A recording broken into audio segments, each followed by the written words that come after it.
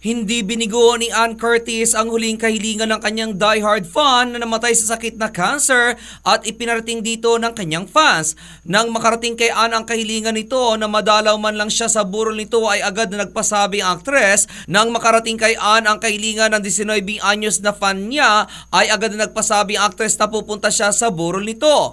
Nakilala ang nasabing fan ni Ann na si Charlotte Alegre na namatay noong nakaraang Martes lamang dahil sa sakit na acute myeloid leukemia. Sa Facebook account ng kapatid nito na si Christian, kinumpirma nito ang pagdating ni Ann kung saan nilagyan niya ang kanilang picture ng caption na "She came".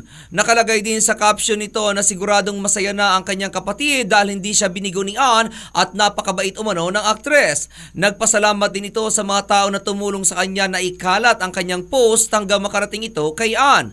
Sa kanyang Twitter account, nagpasalamat din si Ann sa lahat na gumawa ng paraan para maging viral ang nasabing post ni Christian hanggang sa makarating nga ito sa kanya. Sinabi rin ng aktres kay Christian na ito ang naging instrumento kung bakit nakarating siya sa burol ni Charlotte at sure umano siya na masaya na ang bunsong kapatid nito. Idinagdag pa ni Ann na masyado siyang naantig sa pagmamahal ni Christian bilang kuya sa bunsong kapatid nito na si Charlotte. At yan aking balita. Ako naman si RH43 Rocky, ang inyong kaliga sa mundo ng showbiz.